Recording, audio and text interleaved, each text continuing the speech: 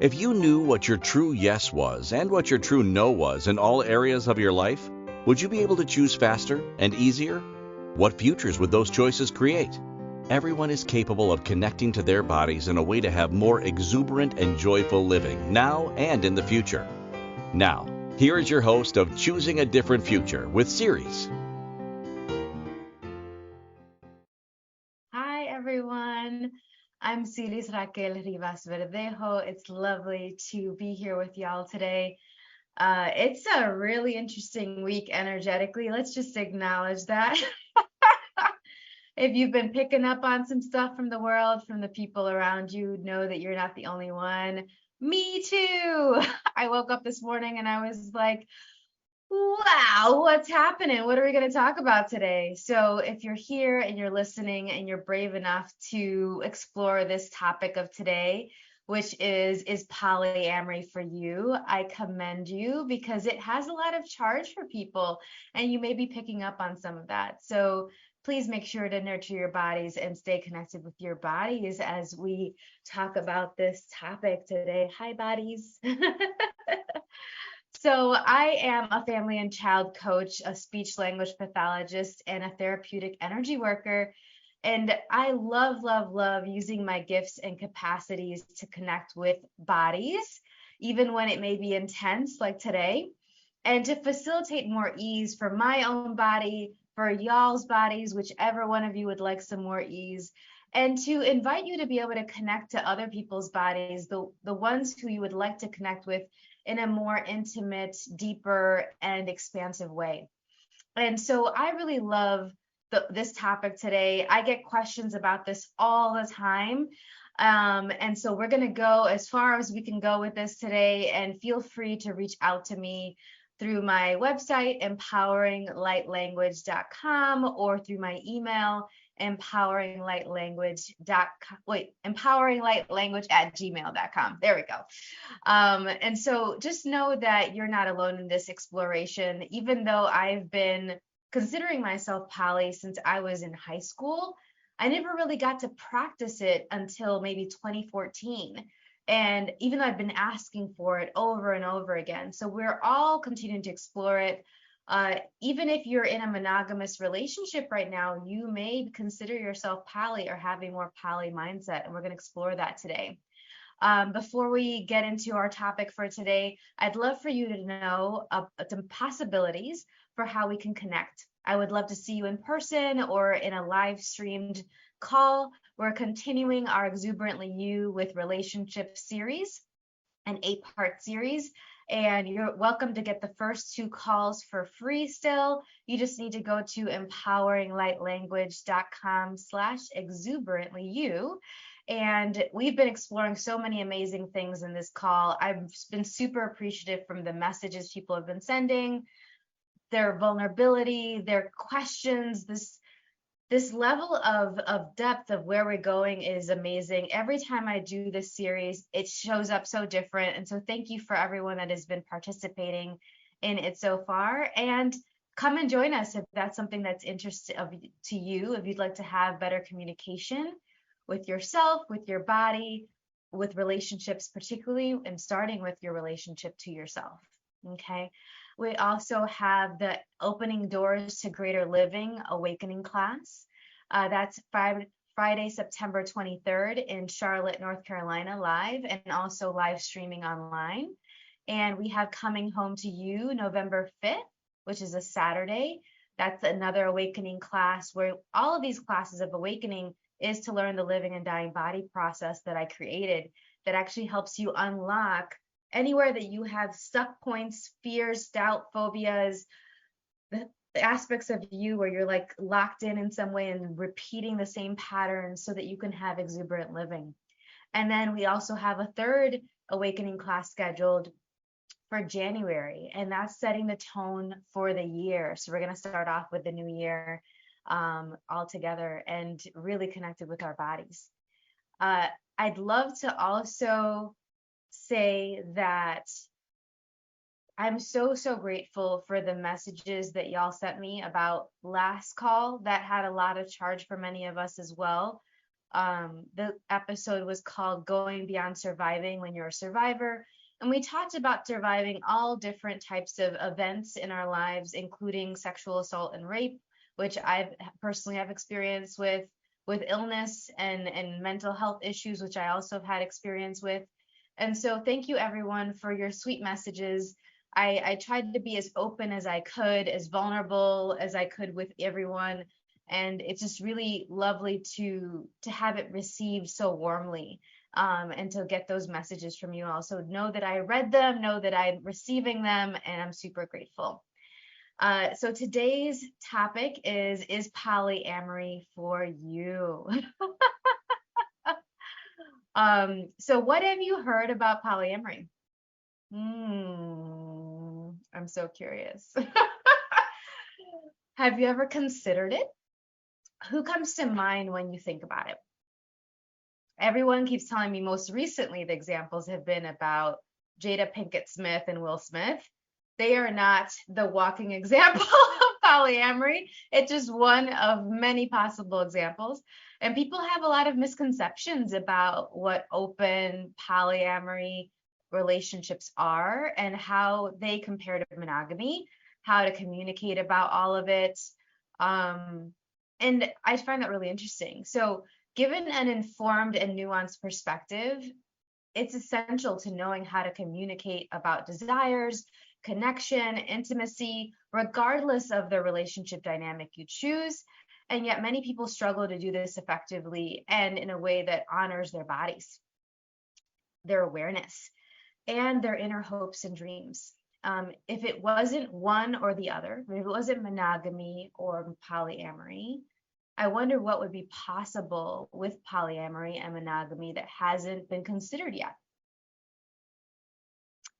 So today we're going to be talking about so many different things with this.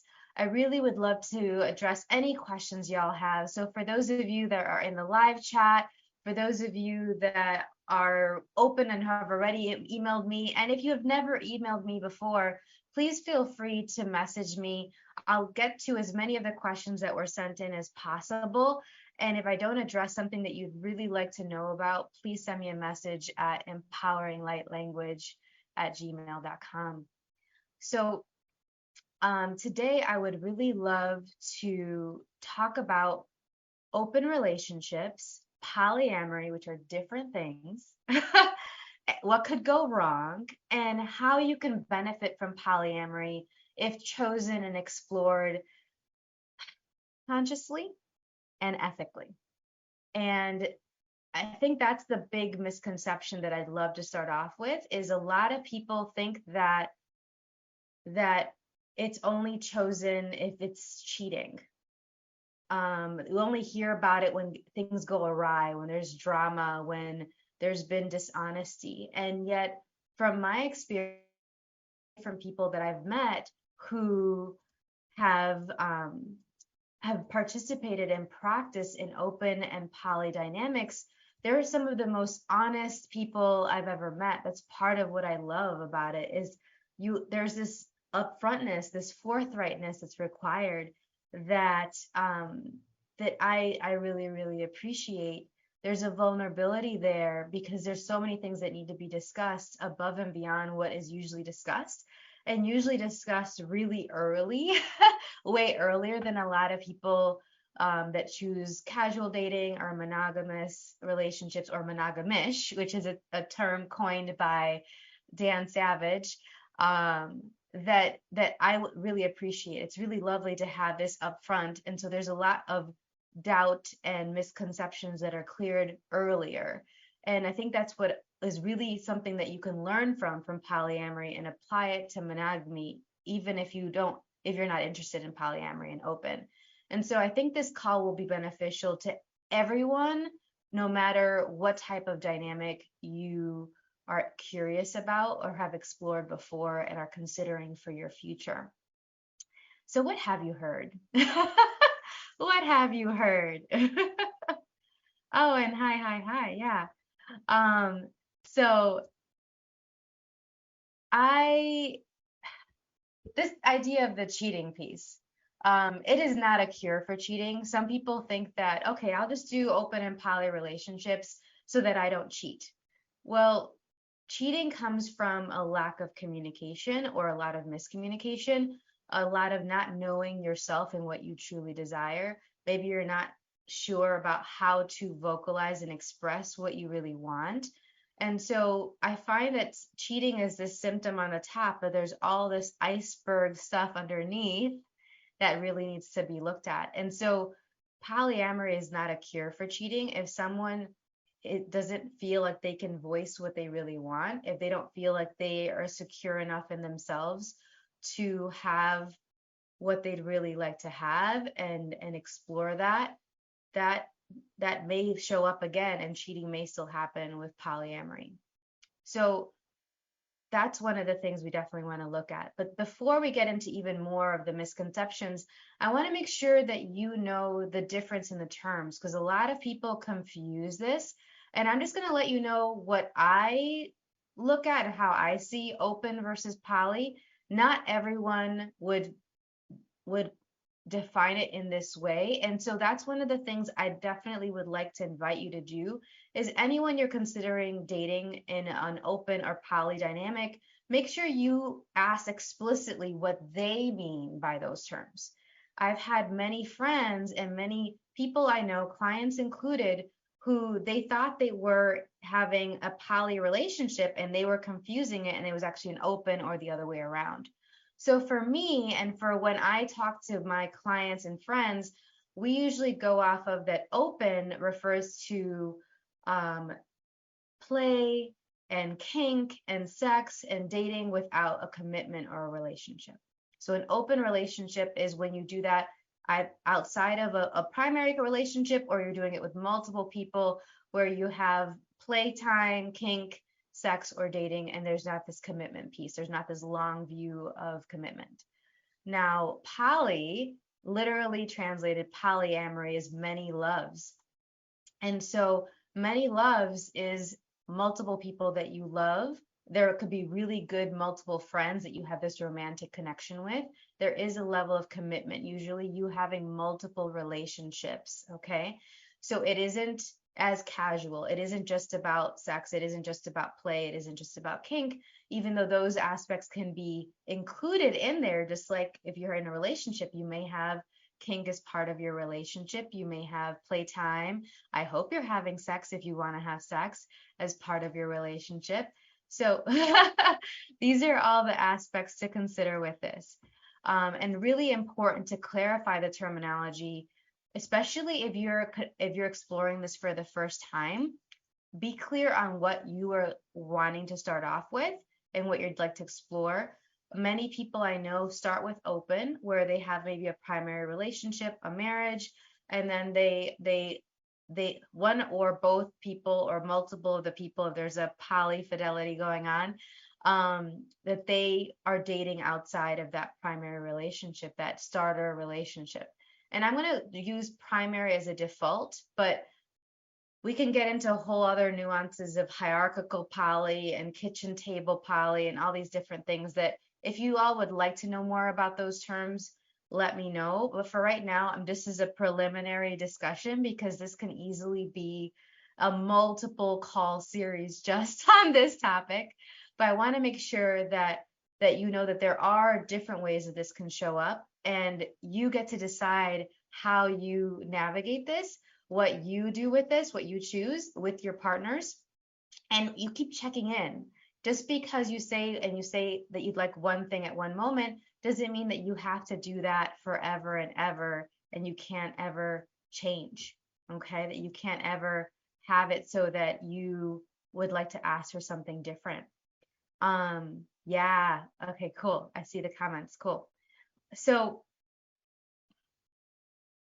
I'm looking at this here. All right, so the other piece that we're going to get into, so after our next break, we're going to have our first break of the show. And when we return, we're going to talk about the different things that polyamory and open relationships are not a cure of, and some of the myths and misconceptions about it. So when we return, you are going to continue to talk about polyamory. Is polyamory for you? And on the Choosing a Different Future show with Siris, myself, Siris. We'll be right back. Most people haven't been taught how to listen and partner with their bodies in order to create lives that include clarity, pleasure, ease, and connection. Tuning in to Choosing a Different Future with Siris, you'll receive tools, inspiration, and resources on how to use your awareness of bodies and energy to your advantage. Siris is a family and child coach and therapeutic energy worker who will guide you to get clear and acknowledge what's brilliant, magical, and a gift about you.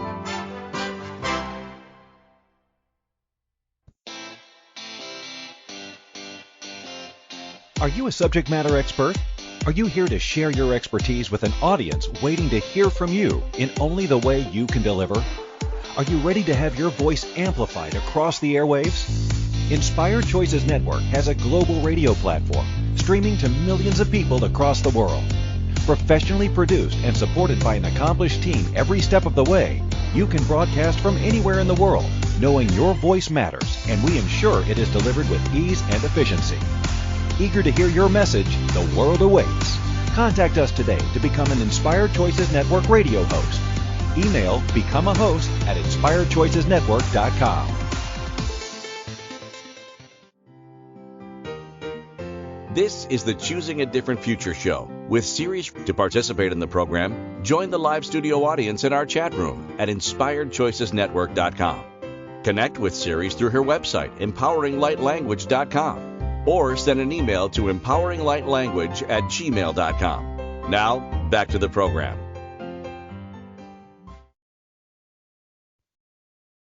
Welcome back, everyone. I am Siris Raquel Rivas-Verdejo on Choosing a Different Future with Siris. And today our show topic is polyamory for you? So before we went on break, we were discussing the differences between open and polyamory and the importance of actually being clear on that terminology before you start exploring that with people and assuming that they're using the same operational definition as you, because they may not be. And that's really an easy way to avoid a lot of misconceptions, and then revisit this periodically as well. Not just the definitions, but if you really would like that or not, if you have the prerequisite skills and interests in exploring that. Make sure to invite and to your friends and family to this discussion.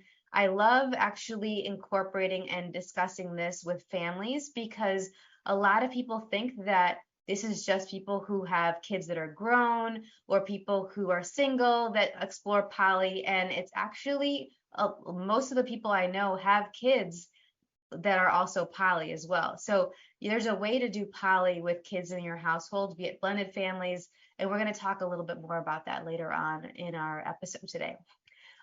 Make sure to go ahead and join us on the ICN app, the Inspired Choices Network app. We are on 450 podcasts and TV platforms right now. So keep tabs on us and check out our previous episodes and our future episodes on there. In addition to so many other beautiful podcasts that are on this network, there's a lot of really great content. So poly, as in many loves, many romantic relationships, more than one romantic relationship. First and foremost, poly is a mindset. So even if you're someone that only has one partner or is single right now, if you are someone that likes connecting romantically with multiple people at once, and doesn't take away from the other people to do so, then you could have a polyamory mindset. And just acknowledge this for yourself. You can have that mindset without actually choosing to practice it. And one of the things that I get questions about a lot is, well, if I'm not actually having multiple partners right now, can I call myself that? Yes, you can call yourself poly. You can call yourself whatever you want. You get to decide what to call yourself and how you identify. The other piece, though, is that it helps sometimes for you to know this about yourself, so that you keep that door open for yourself if you'd like to keep it open, that you know that this is something that you can be attracted to other people, you can flirt with other people, you can be in relationships with other people and not judge yourself for having those desires. Sometimes just by knowing that, you can actually do monogamous relationships more successfully because you recognize this is something that's the way that you function and there's nothing wrong with it. And then you still get to choose if you actually practice it or not. So a lot of people come to me when they've been judging themselves for even having the desire for other people while they're dating someone or married to someone currently. And just know that it's not cheating unless you're violating what you've agreed upon with the people that you are currently with. Okay. And so having those discussions and being willing to be vulnerable, to be like, hey, I am attracted to this person. I know that we've agreed to these parameters. Let's go from there. Let's see what we'd like to have. Is there a way for me to honor what you truly desire and what I'm actually looking for as well, or what I'd like to explore? There are very different ways of how to have those conversations, and I love facilitating those conversations for people. So if you'd ever like some assistance with that, reach out, okay? Polyamory is not a cure for, in addition to not being a cure for cheating, like we talked about before the break, it's not a cure for insecurity. It's not a cure for communication issues. It's not a cure for a lack of experience. So I once was dating somebody that they wanted to be in a polyamorous relationship with me, not because they really had a poly mindset, but because they weren't ready to not be dating a whole bunch of other people. And so they were coming with the mentality of casual dating to me, who has a polyamorous relationship and polyamorous mindset. And the tricky part with that is that then they weren't really delving into their own desires. They weren't really being honest with themselves of what was motivating them to be with me, to choose a certain dynamics that they were choosing. Those motivations are really important to explore so that you're being really honest with yourself, and then therefore you can be really honest with the people that you're with as well. You're not like unintentionally lying to them, and then also not unintentionally lying to yourself. So that's really, really important.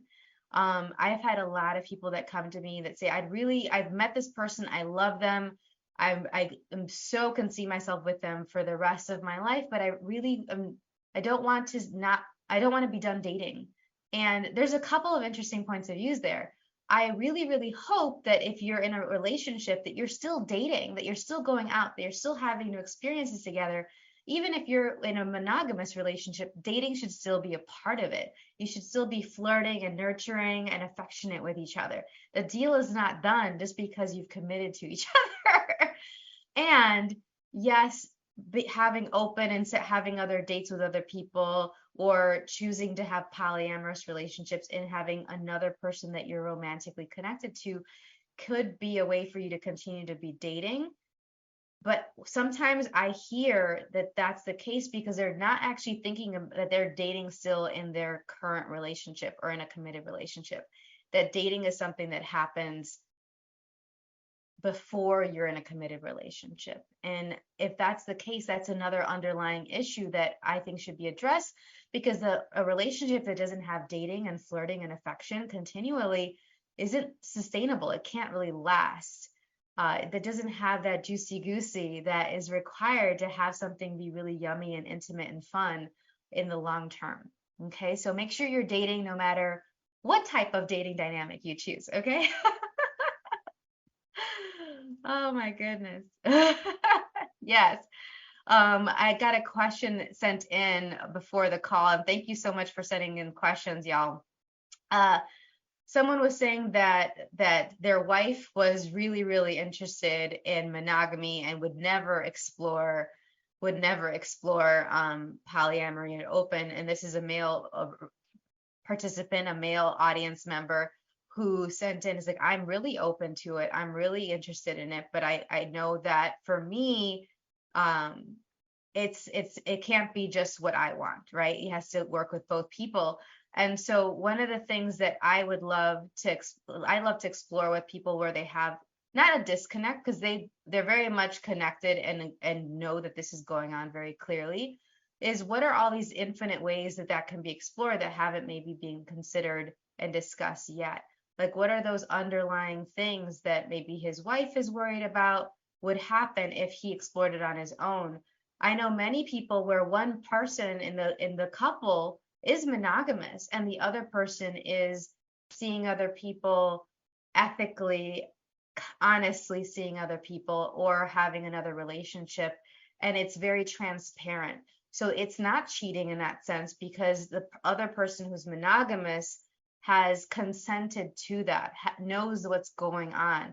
Maybe they don't know all the details of the dates of when they're happening or what all goes down, but they know that the person is seeing somebody else. And then there's discussions about safe sex that needs to be happening. There's discussions about what acts are considered okay within the dynamic and which ones would be considered cheating or might be just for that first starter relationship. All of these things need to be discussed. And so to my friend who sent in that question, and thank you so much for your vulnerability with that, I wonder, what are all the infinite possibilities with that you could explore? And have you had a discussion about your wife's concerns and yours? Because you may also have concerns on your end for what would happen if I explored this, even if she says initially, okay, I'm agreeing for you to do this, I'm okay with it, can we check in? Like, there may be some other discussions that will help both of you have peace of mind as you're exploring that. Okay, thank you again for that question. So talk about all the different ways of doing that. I love the book, The Ethical Slut. It's a great resource. It's written by, I wrote it down in my notes here, let me find it. Yes, it's written by Janet W. Hardy and Dossie Easton. It's a book that I go back to over and over again, phenomenal read, to really look at what are the prerequisite skills emotionally, mentally, sexually, all these different things that you need to have to do polyamory ethically in all the different ways, be it open relationships, because open is a subset of polyamory, or full poly where you're doing multiple romantic relationships or committed relationships. And they're on their third edition of that book. I think I started reading it, gosh, probably in 2010 or something like that, somewhere in the teens. I mean, it's been at least 10, 15 years since I started reading the book the first time around, and I still go back to it. Like I said, it's a great resource and maybe a contribution to you. I loved talking about that book and reading it with partners that I'm considering doing poly with, especially if they're new to poly. But I tell you, even after you've done it for years, every dynamic, every relationship is new and different because the people are different. You're creating something different together. So it's not about a cookie cutter fitting the person into what you require. It's about being co-creative and actually consider what they want, what they hope for, what their skills are, what they're capable of and willing to do, and also you together to see what's uniquely possible between the two of you. And then when you have more than two people, like a throuple, which is three people in a couple, if you haven't heard that term, a throuple, then it's even more important to have these discussions. Like for any type of dynamic, communication is key. It may sound cliche, but it really, really, really is important. And we need to keep revisiting that continually and not just go off of inertia, which is something that a lot of the couples I work with often do. And then they get to a moment where they're like, how did we get here? It's like, yeah, kind of sneaks up on you if you're not checking in with yourselves and nurturing that communication piece. The other piece too that, okay, looking at the questions here, there's so many questions and comments that were sent in. One more thing before our next break I'd love to talk about is somebody sent in this question of and comment to be like, I feel like something's wrong with me. I feel like something's wrong with me for even considering this. They've mentioned some things about I'm going to summarize it because it was a little long, but they mentioned some things about their background religiously and how they grew up and how it seems to be counter to how they were raised. So thank you again for your comments and question about this. And just know it's nothing wrong with you if you're curious about this, if you've considered this. it's even nothing wrong with you if you've cheated, actually. It's actually an indication, like an alarm bell, if you need to make some changes. It's information. Okay, behavior to me is information. So just because I don't choose to cheat and I haven't chosen to cheat before, I don't even judge the people that have cheated on me and I have been cheated on, because I was like, okay, that's information for me to know about them and also information for them to know about themselves. And so I'm going to talk about that a little bit more after this next break. It's time for our second break of the show. When we return, we're going to talk about some of the other myths about open and poly relationships. You are listening to Choosing a Different Future with Siris, with myself, Siris, on the Inspired Choices Network. When we return, we will continue to discuss, is polyamory for you? We will be right back. Most people haven't been taught how to listen and partner with their bodies in order to create lives that include clarity, pleasure, ease, and connection. Tuning in to Choosing a Different Future with Siris, you'll receive tools, inspiration, and resources on how to use your awareness of bodies and energy to your advantage. Siris is a family and child coach and therapeutic energy worker who will guide you to get clear and acknowledge what's brilliant, magical, and a gift about you.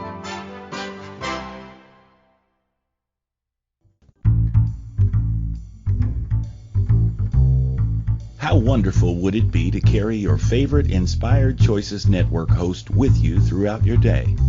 Well, now you can. Inspired Choices Network now has its very own mobile app. Our free app offers live streaming shows, along with thousands of podcasts and TV episodes. Our shows cover a wide variety of topics.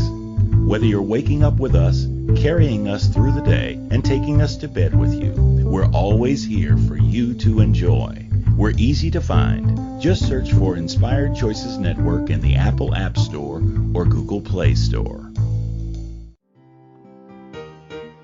This is the Choosing a Different Future show with Siris. To participate in the program, join the live studio audience in our chat room at inspiredchoicesnetwork.com.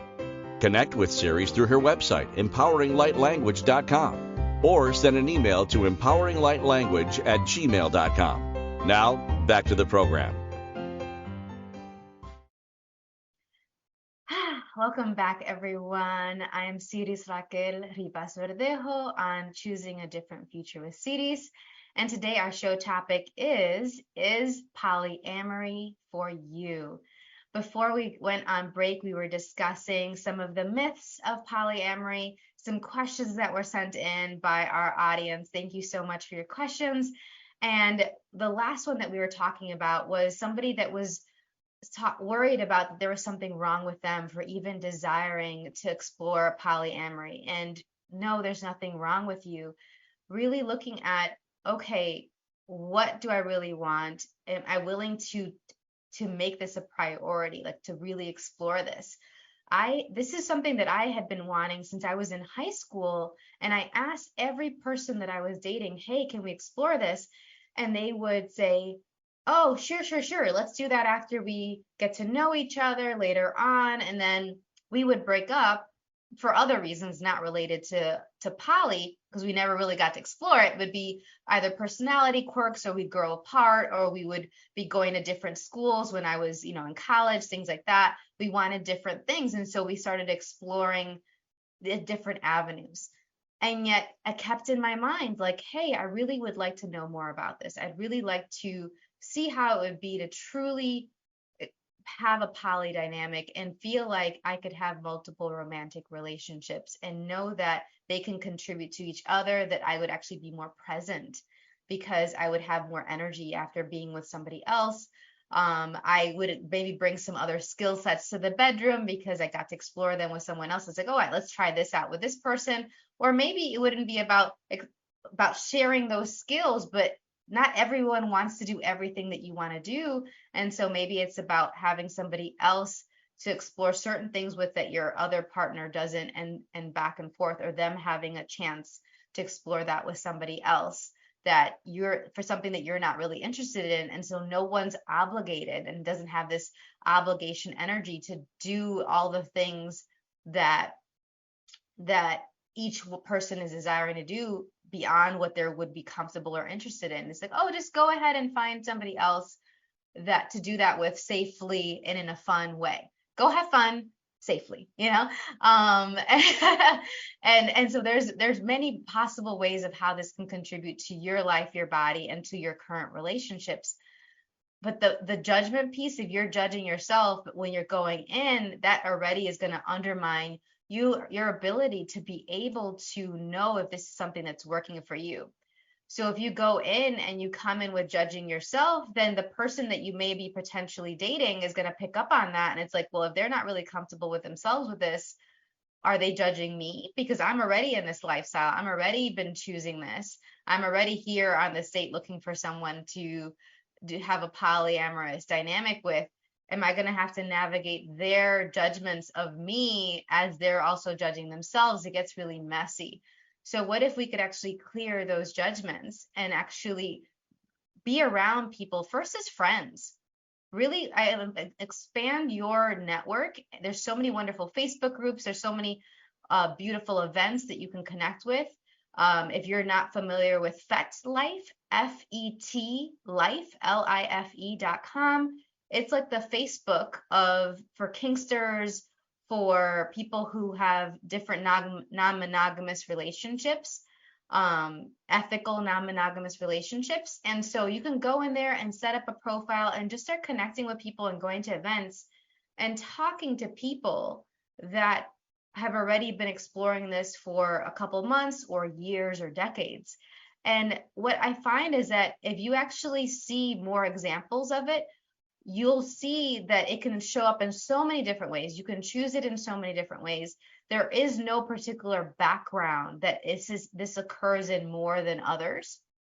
It may be just more on the DL, on the down low in some communities, but I've met people from all races, all religions, all socioeconomic statuses, all levels of education that have chosen open, poly, or some combination of the two over the course of their life. And when you have these beautiful conversations with people respectfully, like, check yourself at the door, come at people not like too thirsty, but really with curiosity and a willingness to learn and a willingness to connect with people as well from their interests beyond poly, you'll see that people will like sports or not like sports. They'll like politics or not like politics. They'll have kids or don't have kids.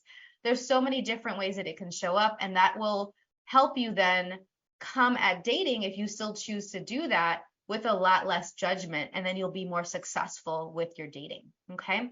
Thank you for sending in that question. Awesome.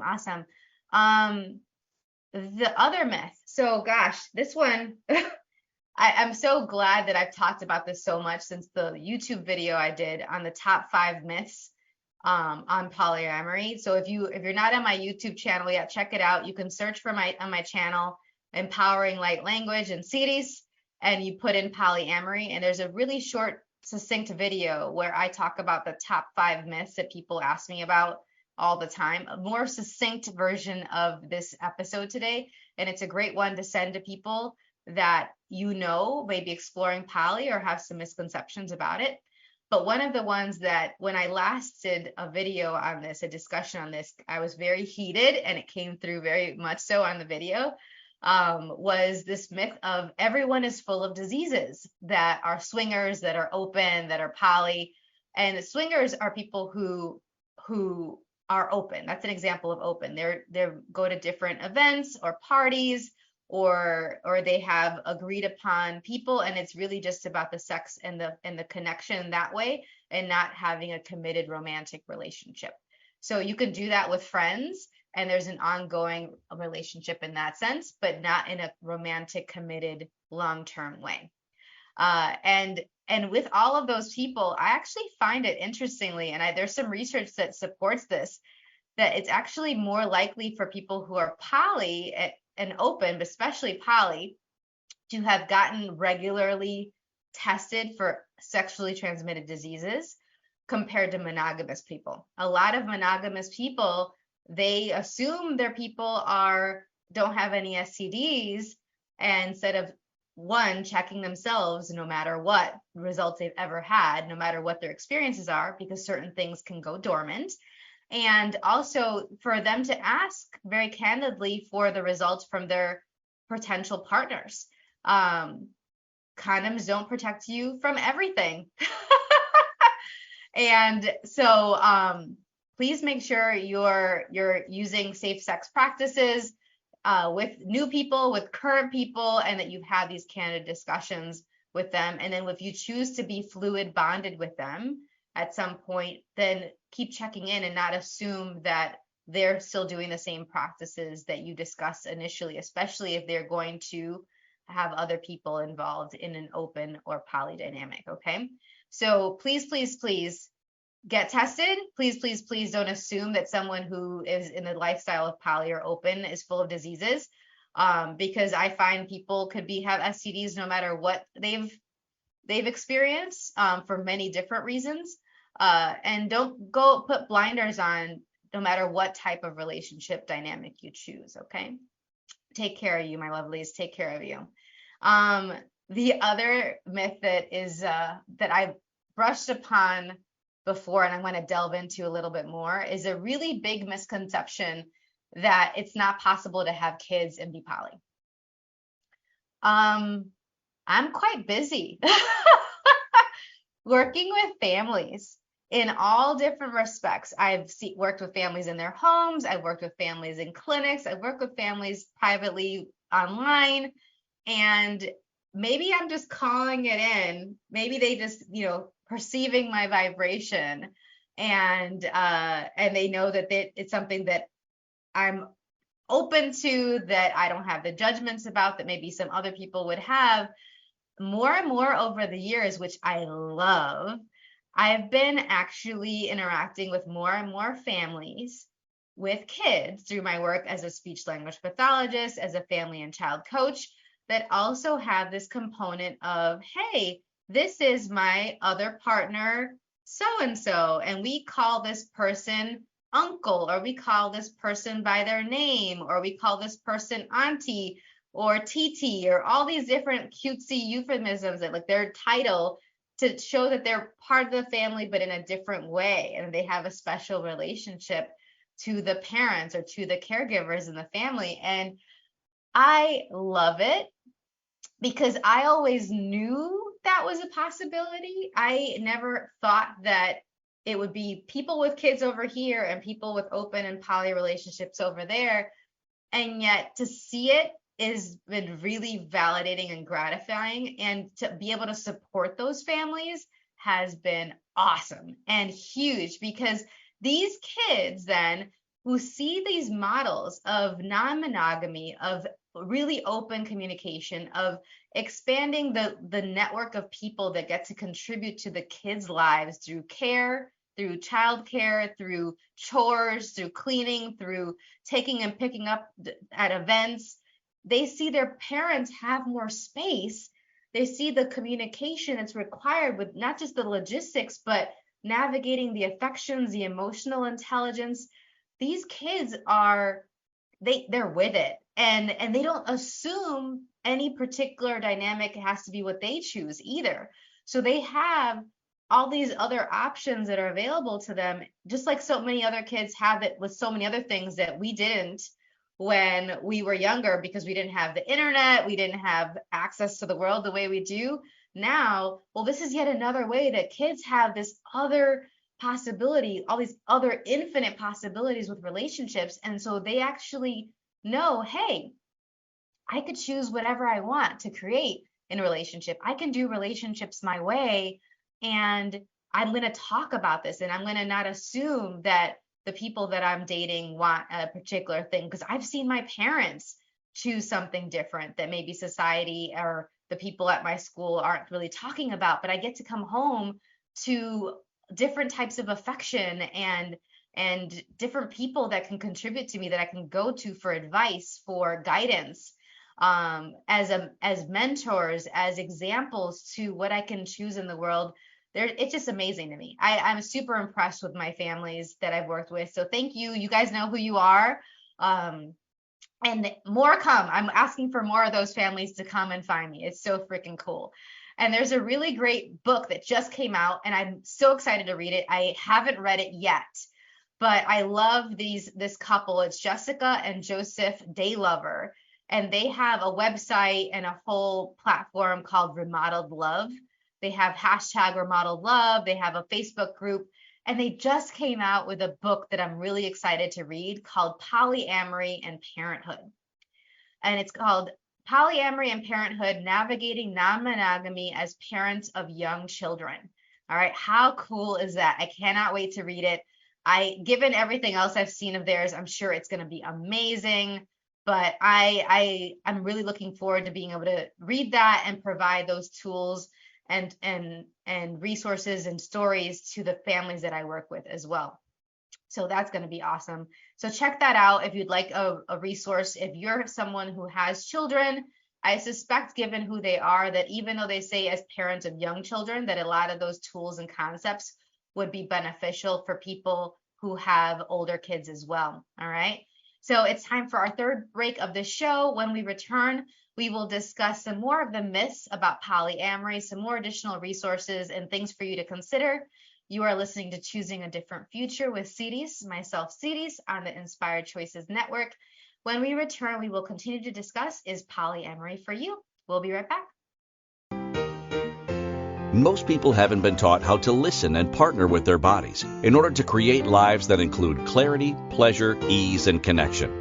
Tuning in to Choosing a Different Future with Siris, you'll receive tools, inspiration, and resources on how to use your awareness of bodies and energy to your advantage. Siris is a family and child coach and therapeutic energy worker who will guide you to get clear and acknowledge what's brilliant, magical, and a gift about you.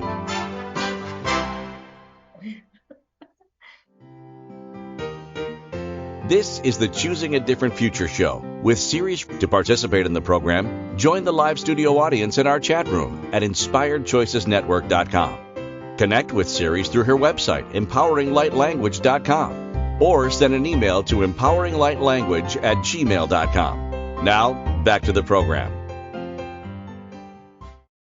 Welcome back, everyone. I am Siris Raquel Rivas-Verdejo on Choosing a Different Future with Siris, and today our show topic is polyamory. Is polyamory for you?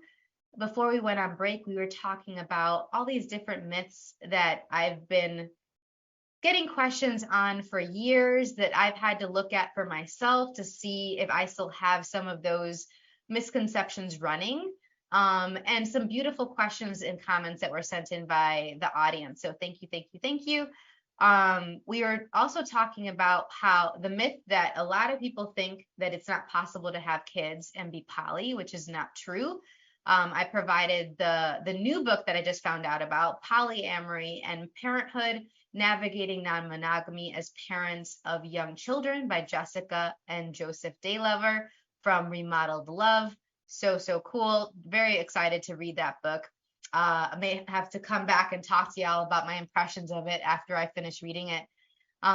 Another great myth that is probably some of the biggest one.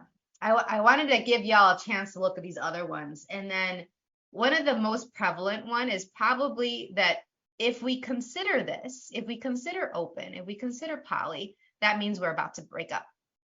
That means there's something wrong with our relationship. There's something that we're not addressing. Excuse me. And part of where that comes from is a lot of people aren't doing the legwork, the communication. They're not looking at their own hopes, dreams, and inner desires to get to a certain point. So then by the time they consider that, they are actually lying to themselves and saying, hey, I'm looking to somebody else to fill this need that I haven't actually expressed to my partner. I don't feel like I can get from my partner, or I haven't even really acknowledged to myself that I really want. So if there's a lot of unconscious points of views, a lot of unspoken conversations, or maybe we've been avoiding some uncomfortable conversations, then yes, you may be perceiving that there's other things that need to be addressed, and that the request for open and poly is, again, that little tip of the iceberg, and there's all this stuff underneath it that also needs to still be addressed.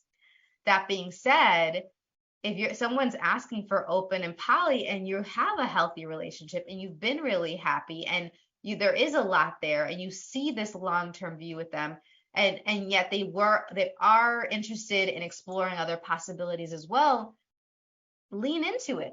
Pick up one of these books, have a conversation, set up a consultation with me. One of these things that really helps facilitate, let's dig in deep. Let's go and look at all the underneath into not just the tip of the iceberg of the request, but what else is going on in your relationship. What are some of your concerns? What are some of your fears, your doubts about it? After trying it out, can one person say, can we go back to monogamy? Like, these conversations can be a lot easier than you think. But the first step is to decide to actually start having them and stop avoiding them. If you have a partner that's asking for open and poly, and they've been a good partner to you so far, they're not abusive, be it physically or verbally, emotionally. They are someone that you've been able to count on. You've been able to have some beautiful memories with them. You have kids with them, all these different things. And it could be any of these, not all, it doesn't have to be all of them. If there's a really good foundation there, what if you actually added some tools to your tool belt that would make exploring poly, not necessarily practicing poly, but exploring poly easier? Okay. A lot of people would like to have that newness, that freshness, to feel attractive, especially if the person that they're with still finds them attractive, but they're like, is it just this one person, or do a lot of people can other people find me attractive too? So sometimes they go out to other relationships to renew their sense of attractiveness, that they just would like that again, before they then bring that sense of security, that sense of, oh, I am attractive, back to their original partnership. If you're dealing with a lot of stress, I've met a lot of people where their partner is really ill or has a chronic autoimmune disorder. They're in pain, they have cancer. And so they can't get the sexual needs met, including some of the emotional release. Like, sex can be very stress relieving for people. So if it's agreed upon with your partner, there are people that go out of their relationship in order to have that emotional release, that stress relieving, so that they can be better partners as they're caring for their ailing partners or their ailing family members. Okay. There's a lot here. You can add to your joy, add to your relaxation, add to your perspectives and things that you're open to in the world. If your partner doesn't like to travel and you'd like to have companionship while you're traveling, it's a way to expand your world. And also, if you have kids, expand your kids' worlds. Okay. So again, the resource I gave you before was The Ethical Slut by Janet W. Hardy and Dossie Easton. I also love tons of Dan Savage's books, great resource around that. He has a column that you could listen to. It's in his own podcast. He has articles he's written as well. Check him out. But it's really, really cool that there's so many different discussions happening now that I wish when I was in high school and in college were going on, but at least they're happening now. And so if you're considering open and poly, this is a great time to do that, because it seems to be more accepted now than ever. And there's so much more support and resources for it than ever before. And then please check us out for our next episode. It's going to be when their behavior doesn't match what you know. What if we moved away from the polarities of good behavior and bad behavior, negative or positive, and instead receives it as all information? So we're going to talk about that and more for all these different areas, from tantrums to parenting to hormonal changes to breakups, long distance relationships, you name it, on our next episode next week. And so it's all information from our bodies. Let's choose to tap into our bodies and learn how we can partner with them to have futures which include more clarity and ease with creating what we know is possible. And so hopefully you've enjoyed our discussion on Is Polyamory for You today. I've loved getting all these questions and comments. I loved having your energy here. And if you are exploring this and have any other additional questions, feel free to email me at empoweringlightlanguage@gmail.com. Until next time, check y'all out. And thank you so much for being here and exploring this topic. Bye for now.